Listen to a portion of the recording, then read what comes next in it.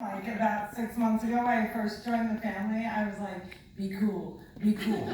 But I feel like I'm gonna disappoint you now because my graphic novel, which I call a comic book, but we'll deal with whatever Graphix wants me to say, I'll do it.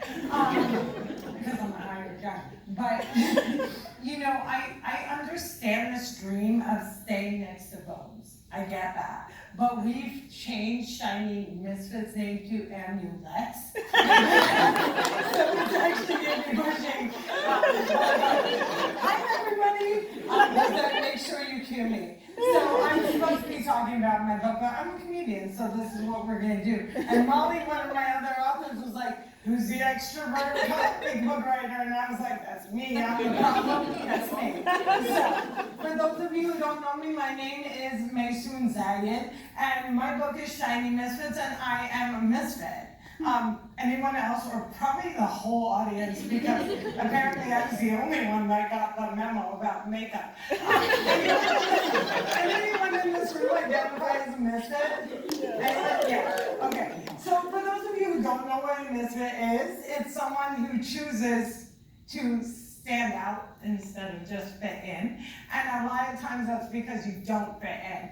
And I consider myself the ultimate shiny misfit. Not because the amount of glitter on my eyes could like coat all of New York City on New Year's Eve, but because in the Oppression Olympics, I'd win a gold medal.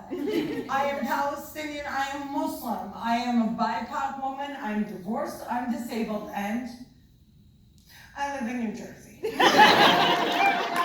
So, Shiny Misfits, I say, is a book that was written for every single kid that couldn't find their name on a driver's license, right? You couldn't find your name on the keychain, it just didn't exist.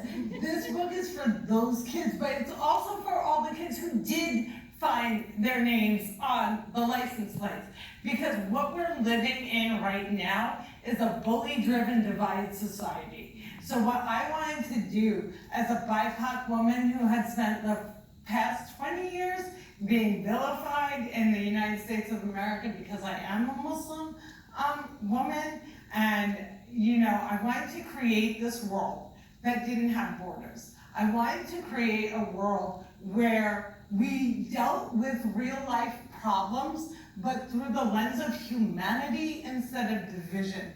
So one of the things I'm really proud of in Shiny Misfits is we chose to show every skin tone. Not because I wanted to win the Diversity Olympics, I already won the Oppression Olympics, we're good people, but because that reflected my friends, that reflected my family. My mom and dad are both Palestinian.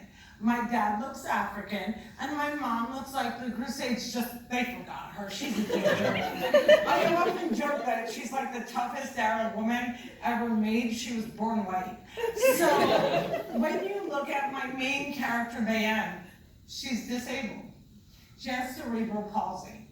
And her cerebral palsy is very much identifiable in the same way mine is. Cerebral palsy is different in everyone. Some of us are wheelchair users. Some of us are nonverbal. In my case, I shake all the time, so I shake it, I shake it. I shake it like Taylor Swift. She just wants to shake, mine's involuntary. We made Bayan spazzy like me. She's literally spazzy. But we are not the same person until I get the film deal. But I'm gonna be that person because this is my chance. I aged out of everything and now I can be animated. So, a couple of different things I needed to have happen with Bayan. I didn't want to write a disabled character that was centered around their disability. I wanted a character that was vibrant, that just happened to be disabled, but that we didn't ignore her disability. So Shadia Amin, my extraordinary artist, who looks like my twin, and like none of us planned this, like, you know, my incredible editor, Emily, give her a round of applause. She found me, Shadia, and then we met in Atlanta together, and we were like, The Parent Trap, but the book, because I want you to sell it, buy it, I want you to act it out with soft copies. I wanted a character who was disabled and didn't have sympathy. People weren't her friend because their parents were gonna buy them a Game Boy or, let them play video games. They were her friend because she's cool. You either want to be Bayan's best friend or you're terrified of her. But either way, you want to be close to her.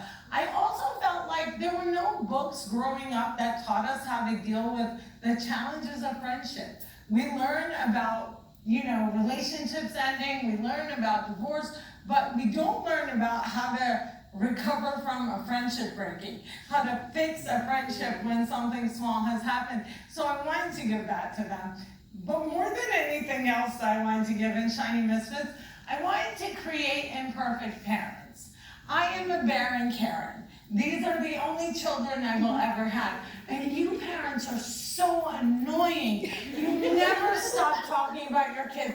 And I was like, what if I create a book that's just as much for kids as it is for their parents? So this book has 148 Easter eggs for anyone that was born between 1950 and 1995.